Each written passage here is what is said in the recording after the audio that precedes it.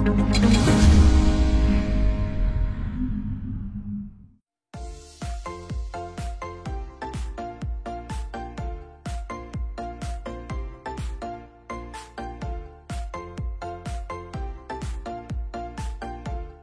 main game sekitar sudah 5 tahun. 5 tahun main game online itu menurut saya waktu yang cukup lama sih. Sampai akhirnya saya juga untuk sekarang sih udah mulai jarang main gamenya. Dari game juga sih saya bisa ngasilin uang buat pemasukan meskipun penghasilannya nggak terlalu gede. Saya juga bisa ngejoki game, misalnya teman minta joki buat naikin ranknya, itu saya bisa. Saya main game udah dari SMA 2014-2015 sampai kuliah. Kuliah saya sering ikut turnamen karena di kampus saya kebetulan suka ngadain turnamen gitu. Jadi saya agak cukup rutin main Mobile Legends.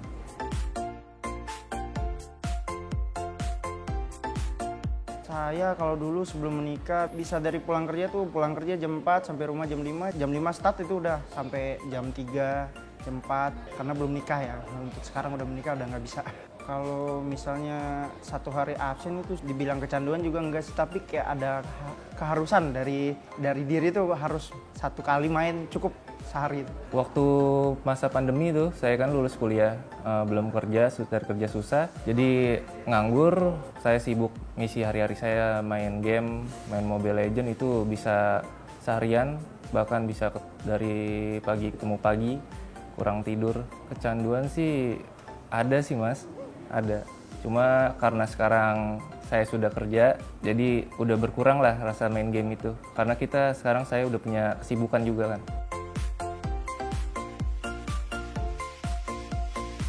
Pacar saya sering komplain sama saya karena saya jadi lupa ngabarin.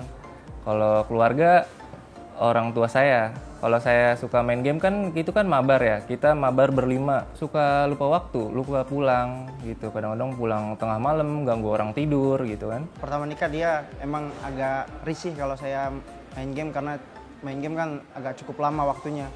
Waktu banyak tersisa buat game, akhirnya dia juga mulai perlahan-lahan masukin, katanya tolong kurangin lah katanya, jangan terlalu sering lagi karena kan sekarang udah berkeluarga, harus bagi waktunya, harus bisa katanya.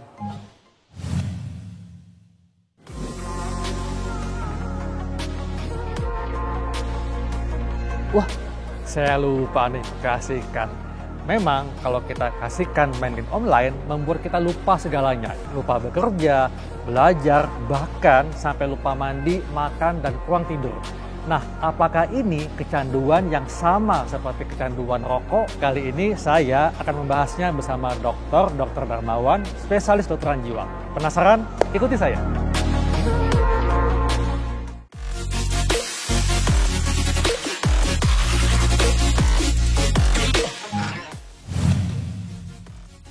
Sebetulnya apa sih dok yang menyebabkan orang kecanduan bermain game online? Nah, jadi kalau dari segi sosialnya nih, itu banyak orang-orang itu dia tuh nggak punya jadwal kerja harian gitu loh. Sehingga dia itu biasanya cuman dia pakai waktunya untuk main kayak gitu. Sehingga lama-lama jadi sebuah kebiasaan. Itu dari segi sosial ya.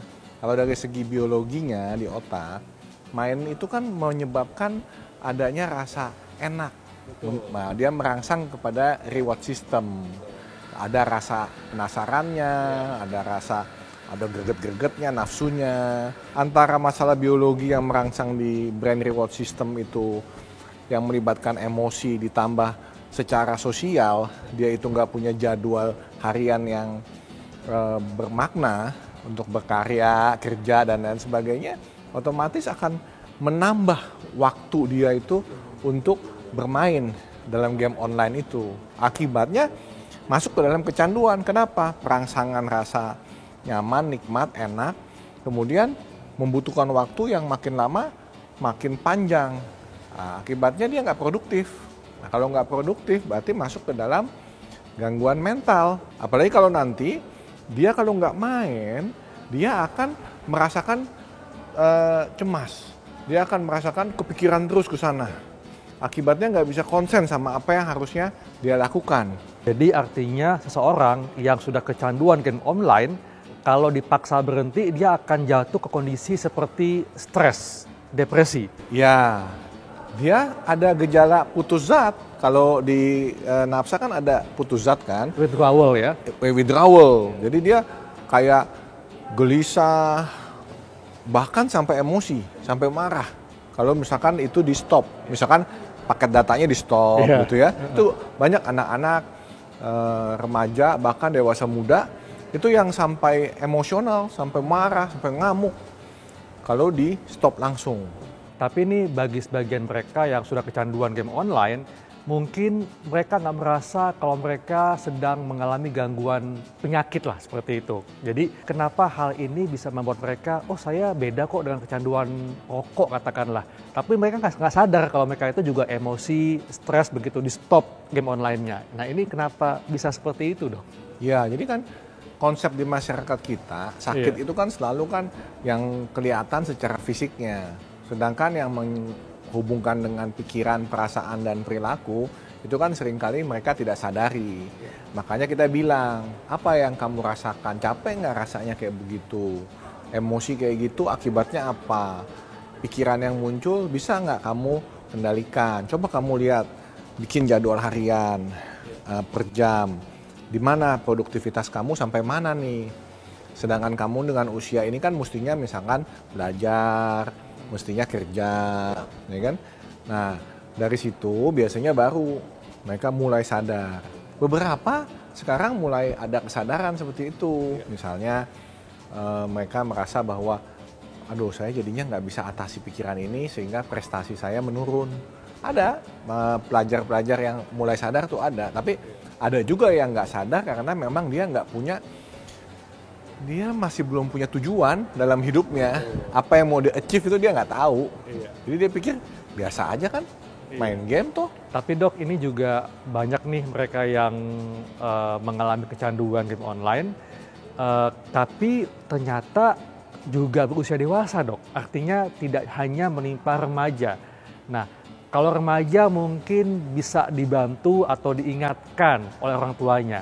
Tapi kalau yang sudah dewasa, yang sudah bisa cari duit sendiri, nah itu bagaimana dok untuk membuat mereka tuh sadar bahwa mereka itu sebetulnya sedang mengalami kondisi kecanduan game online? Biasanya kalau yang dewasa sudah menikah, nanti datang dengan konflik perkawinan. Nah, baru nanti dia cerita, misalnya masalah dia mulai dari misalkan berhenti kerja, mungkin kena layoff gitu ya. Terus dia mulai tuh ngisi waktu dengan main game seperti itu. Nah, jadi dari situ nanti memang mesti kita sosialisasikan bahwa kasus seperti itu memang perlu dibawa untuk konsultasi dulu. Nanti kita assess apakah ini memang cukup hanya dari terapi perilaku, terapi kognitif atau CBT, atau memang untuk dopamine fastingnya kita perlu berikan pengobatan combine dengan terapi tadi.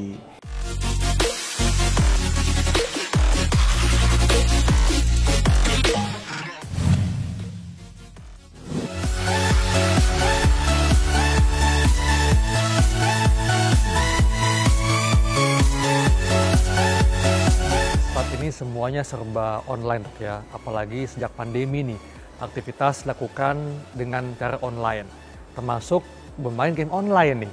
Nah, bagaimana caranya tips supaya masyarakat tidak menjadi kecanduan bermain game online? Jadi kalau misalkan game online itu kan sebetulnya hanya untuk mengisi waktu luang, hanya untuk istilahnya salah satu hobi, bukan menjadi satu-satunya hobi. Kalau dia sudah menjadi ketergantungan, maka dia akan jadi satu-satunya hobi. Cuma itu doang. Oleh sebab itu, namanya juga ada work from home. Nah, bikin jadwal. Walaupun kerja di rumah, kita mesti berpakaian kerja. Jangan kerja di rumah pakai pakaian tidur. Nah, bikin jadwal. Ya, nah, bikin jadwal itu nanti kita tahu kapan kita kerja, kapan kita break. Pada saat break, kapan kita isi dengan game online. Tapi yang namanya hobi, supaya balance, kan hidup kan mesti balance, supaya nggak burn out. Ya hobi itu bukan cuma satu-satunya main game online, ada lagi hobi-hobi yang lain kan. Misalkan main basket, mungkin baca buku, nonton film, nonton serial. Jadi semua kecanduan tuh kalau cuma satu-satunya itu, nah itu bahaya. Apalagi waktunya makin lama makin panjang. Nah, jadi caranya kita kita mesti punya tujuan. Hidup itu karyanya apa? Nah, kalau anak sekarang nggak punya tujuan, cuma liatin medsos, kemudian dia terlarut dalam itu, dia hidup di dalam ilusi, bukan sebuah realita atau kenyataan. Nah, bahaya itu. Jadi harus seimbang antara kesibukan dan rekreasi, Dok ya. Betul. Nah, Dok, nih sebelum menutup, Dok ya, apakah ada seseorang atau siapapun itu yang lebih berisiko mengalami kecanduan game online? Apakah mungkin sebelumnya sudah ada gangguan kesehatan mental atau bagaimana? Nah, kalau orang kecanduan apapun, termasuk kecanduan game online, kecanduan seks gitu, itu masuk di dalam gangguan mental. Karena itu kan sudah ada gejala distress, tadi bisa sampai emosi segala macam kalau dia putus, nggak boleh lakukan itu. Dan juga ada disability atau disfungsi ya, dia nggak bisa berfungsi dengan baik. Nah, oleh sebab itu, supaya orang itu jangan sampai kayak begitu, kita mesti cegah dulu. Karena kalau penggunaan game online-nya atau dunia online, kita udah nggak bisa hindari saat ini. Jadi penting sekali untuk mencegah, Dok ya, supaya tidak terjadi kecanduan game online. Dan tentunya lakukan bermain game online sebagai cara untuk mengisi waktu luang, bukan sebagai hal utama yang bisa mengganggu aktivitas lainnya.